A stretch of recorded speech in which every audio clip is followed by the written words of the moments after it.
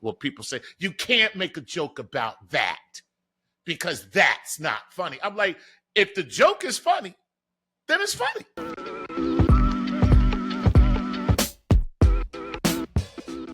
Welcome back to The Unknowns. Today we're going to talk about the unknowns with our guest, Chuck Nice, who has been a comedian for years. You might know Chuck from his co-hosting with Neil deGrasse Tyson of StarTalk. First of all, thank you for having me. I appreciate talking to you, man. So when I watched all the shows with you and Neil, you guys got some chemistry, man. It was funny stuff. Not really. That's me pretending to have chemistry with Neil because that's how good I am that I can. No, you draw the chemistry out of somebody. No, Neil and I, we click. Some people you click with. Yeah. He is very good no matter who sits next to him. You know, he's gracious. He's very, very smart. What you are seeing is you are eavesdropping on Chuck and Neil.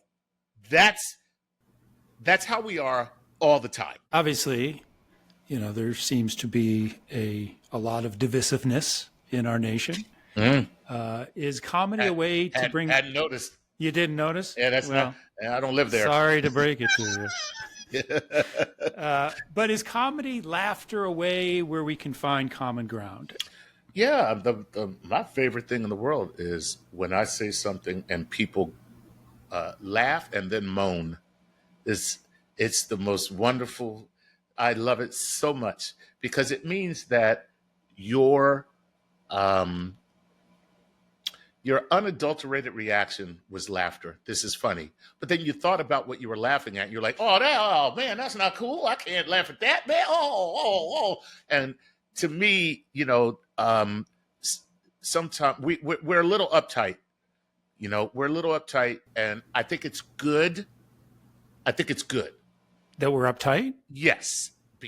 I think we're not doing it well.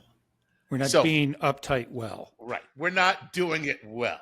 We've never been more contemplative about other people's feelings. We've never been more concerned about the minority, the little guy who might not be in a position to stand up for themselves. These are all good things.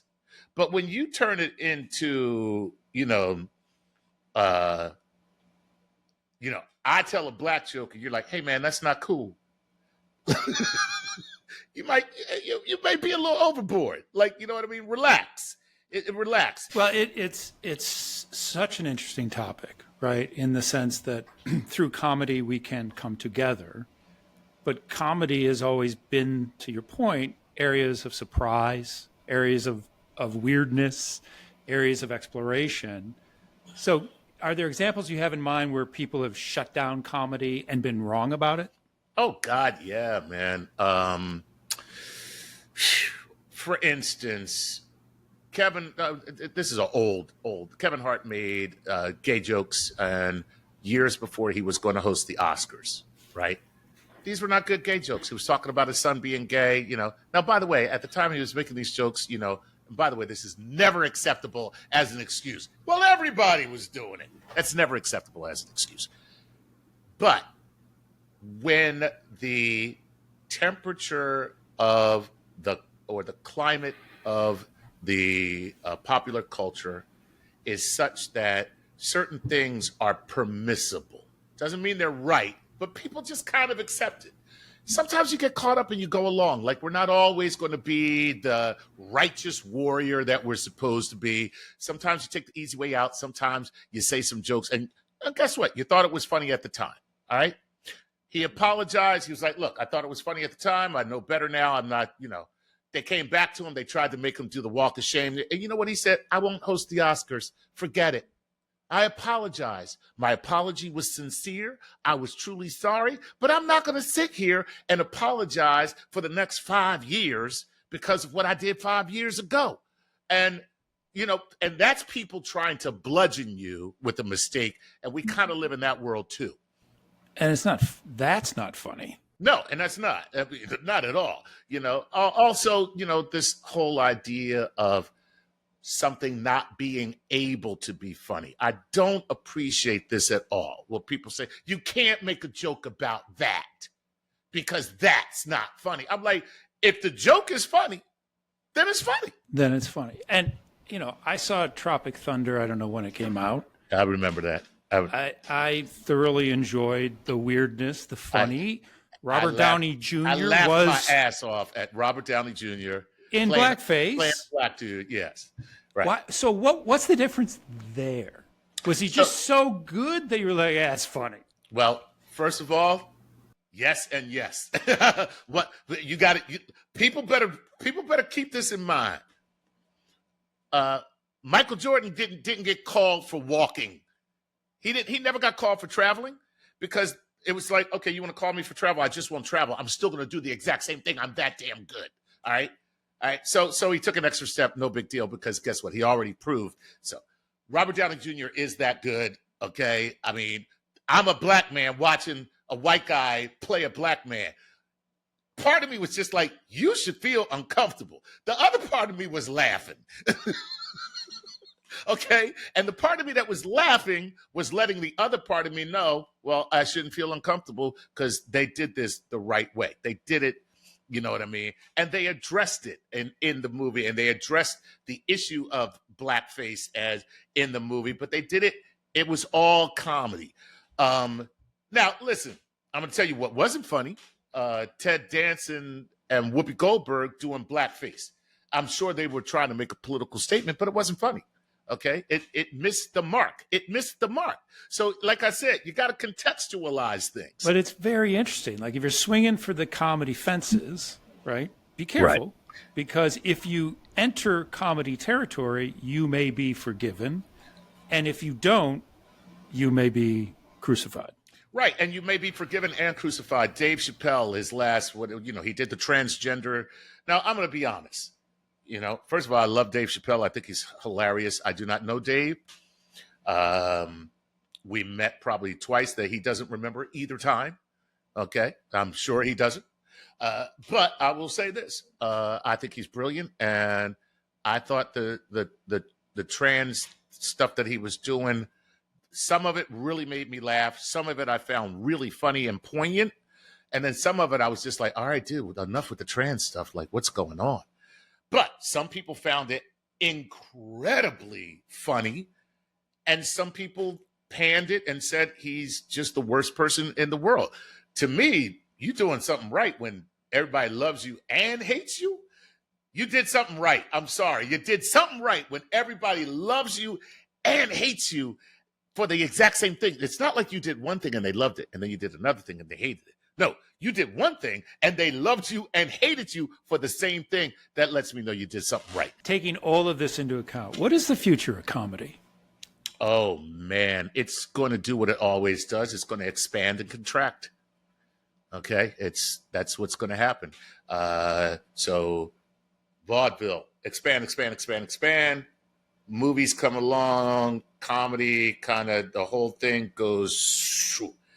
Then you have the next phase, which is the golden age of television. All right, comedy becomes huge again. Jack Benny and, all those guys from that era. Once again, expand. And then what happens? Contraction, okay? Kind of goes away. All of a sudden, it's not relevant as much. Then what happens? Lenny Bruce, Richard Pryor, George Carlin, blah, that whole, you know what I mean? Expand. Then what happens? Goes away. Until when? Oh, Robin Williams and that, that Whoopi Goldberg and Billy Crystal and that expand, and then a contraction. And now here we are again in the expansion. So, we'll get to the end of the expansion. Well, are we in an expansion or are we are? Absolutely. Even with the sort of watchful eyes, are they saying wrong things, et cetera? Absolutely. Because what happens is, the watchful eye and the don't say this and that, all they do is create a different kind of comedy fan. All they do is give oxygen to people who want to be the bad guy. Look at Shane Gillis. He was kicked off of Saturday Night Live, canceled, right? And now he's bigger than he would have ever been if he stayed on Saturday Night Live. He would have had one skit a month right? He would have one sketch a month. And look at him now. The guy's got specials. He's doing movies. He's doing that. Okay, so the fact is that all they did was give oxygen to people who want to see the bad guy. We live in a media world that it's a fire hose of media. So if you're not on one track, you'll just get on another track. So the expansion will happen. But what I hope doesn't happen is that, comedy just gets so cheap and so kind of brittle is the word I'll use. Brittle. Like the quality of it. There's so much of it that the quality goes away. And then that's when the contraction will come. But that's the joy of that art, because the brittleness, either there's laughter or there isn't. I mean, right?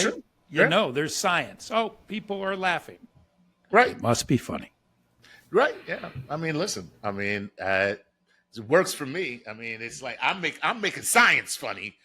I don't even know how. I mean, to be honest, I mean, it helps to have Neil deGrasse Tyson with you because he's a funny guy too, to be honest. But, that's where comedy is right now. The fact that it's being attached to so many different things, because we see the power of laughter. We see the power of laughter to make people take note. We see the power of laughter to make people understand. We see the power of laughter to make people relax, step back, and accept things. So, that's kind of what's happening as well. Anything you'd like to add? This has been a complete joy speaking with you. Dave Chapelle is one of our loyal listeners, so... Say, man, listen, Dave. I'm trying to tell you, bitch. I mean it! No, anyway. I love Dave Chapelle, man. The reason why I love him is because he doesn't have to tell a joke and he can make me laugh.